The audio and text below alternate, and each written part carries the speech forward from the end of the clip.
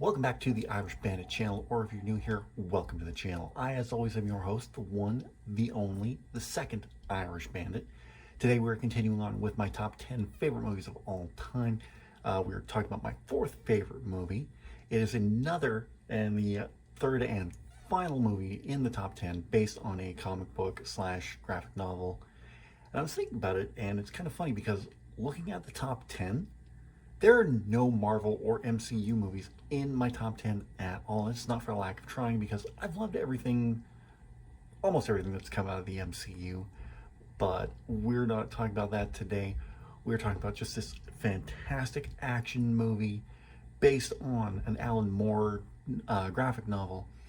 Now, Alan Moore is a bit of a controversial subject because over the last few years he's come to disavow most of or some of his work, including Batman the Killing Joke, which I absolutely love. It is my all-time favorite graphic novel, but he's kind of said it's not one of his favorites that he's written given what happens in the novel.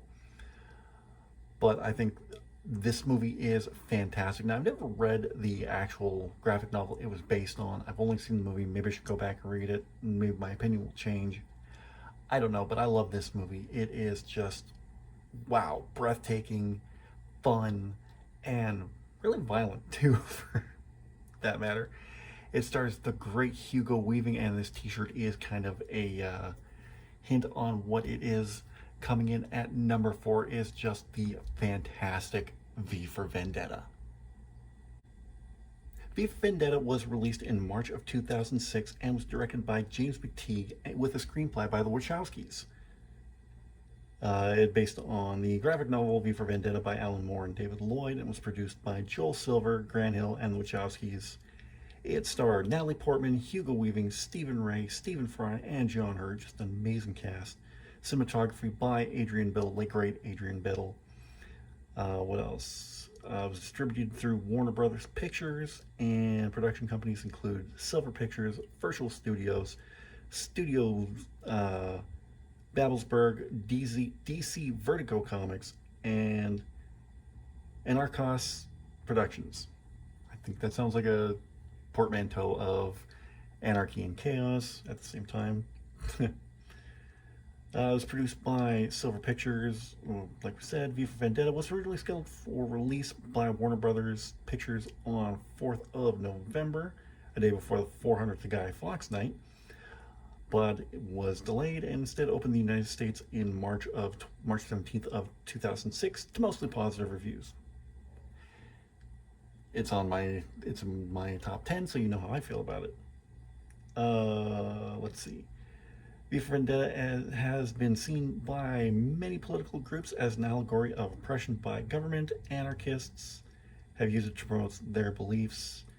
David Lloyd stated the Guy Fawkes mask has now become a common brand and convenient placard in use in protest against tyranny, and I'm happy with people using it. Seems quite unique, an icon of popular culture being used this way, and it is used by the group Anonymous to hide their faces.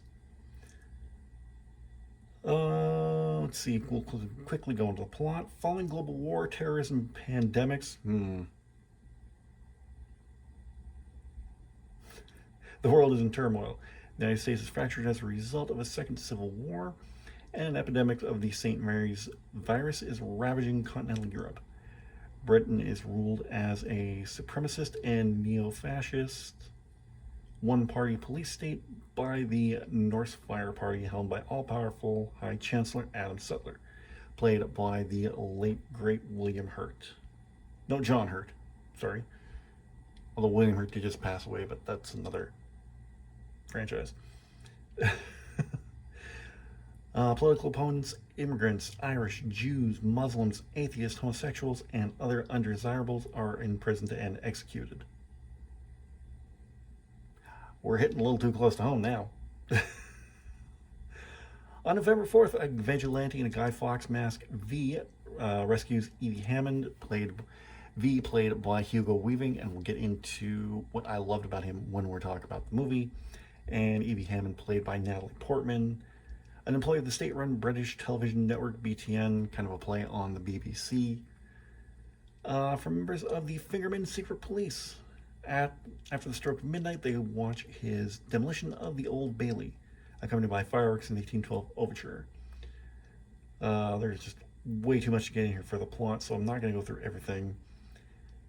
Inspector Eric Finch of Scotland Yard investigates V's activities. V hijacks a BTN broadcast to claim responsibility for the destruction, encouraging the people of Britain to rebel against their government and meet him on next year's Guy Fawkes night outside the Houses of Parliament. Police attempt to capture V. Evie helps him escape, but is knocked unconscious. Blah blah blah blah blah blah blah. I really don't want to get too much more into the plot of the movie because it is one you have to see and it's just so well done.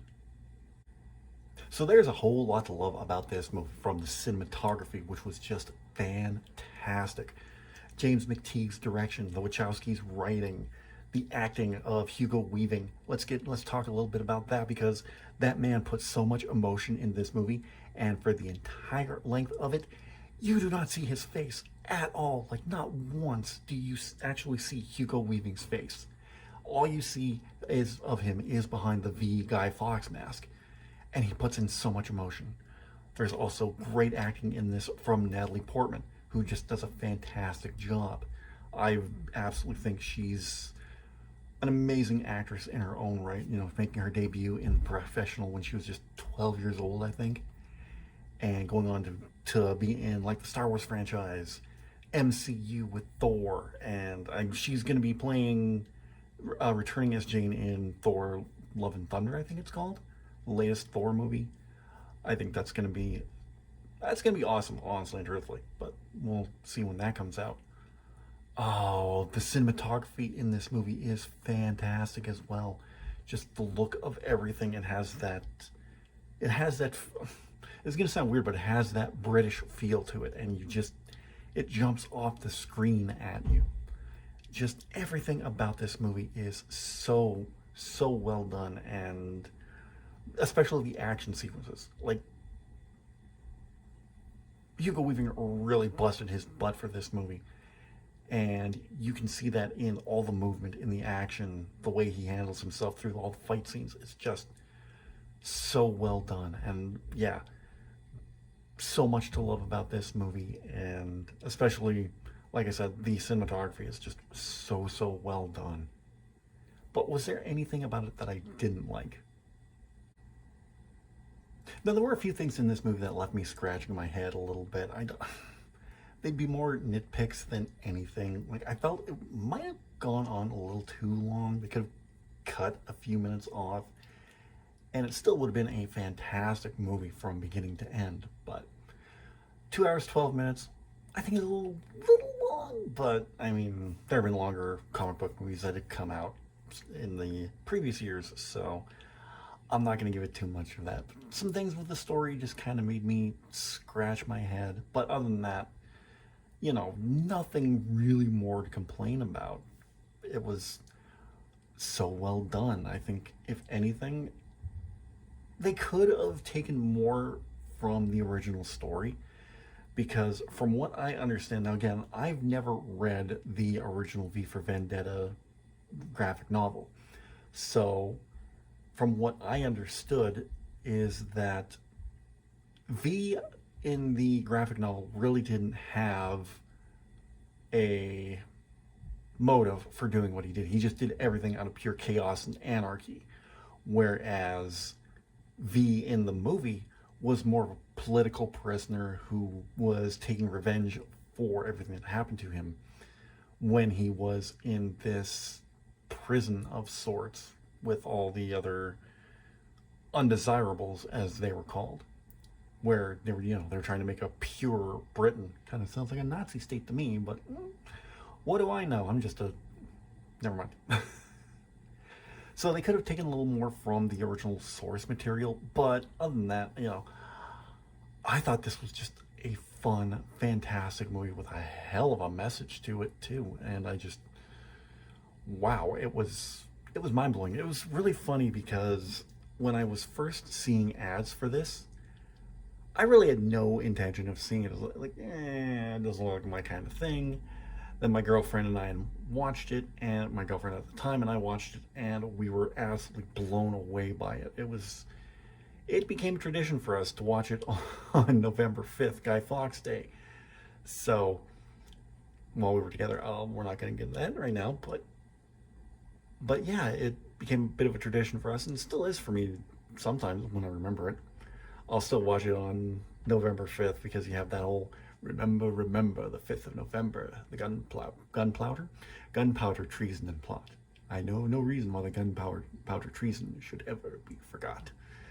So you have all that with the Guy Fawkes Day tie-in. It's just, yeah, like I said, this is just a fun movie that will leave you breathless in the end, honestly and truthfully. I know it did for me the first time I watched it, and I still love watching it every time I put it on. I think V for Vendetta is an awesome, awesome movie. It is well told from start to finish, has an amazing cast that just does an awesome job. Great writing, great directing, just great, great overall. I didn't even talk about the music, but in addition to the music and everything else, it's just a great movie. And if you like action movies as much as I do, you're going to enjoy this movie. If you like comic book movies, superhero movies, you're going to like this as much as I do. It is just a wonderful, wonderful movie, and it's one you definitely need to watch if you're a fan of action movies like I am. What did you think of V for Vendetta? Let me know in the comments section down below. I'd really love to hear from you. While you're down there, don't forget to give this video a big thumbs up. I'd really appreciate that. In the description down below, you're going to see a link to all of my social media, be it Facebook, Twitter, Instagram, Snapchat, TikTok, my Redbubble store. You can pick up all your Irish Bandit merchandise. Whatever you want is down in the Irish Bandit shop, so be sure to go check it out. I do get a little bit of a profit, but anything that I get will be going towards making this a better channel overall. If you're new here, don't forget to subscribe, and if you're already subscribed, tap the bell and you'll be notified whenever a new video goes live. Coming Thursday, we're going to be talking about my third favorite movie of all time. It is the sequel to my second favorite movie of all time, which, well, we'll get more about that when we talk about number 2, but number 2 was, for the longest time, my favorite movie until another movie came out. But we're going to get into all that another time. The sequel is well, much like the original movie, it is a St. Patrick's Day tradition for me to watch it, and just, we'll talk about more about movie number 3 on Thursday, but be sure to check it out. Until then, I'm the Bandit, and I'll talk to you guys again very, very soon.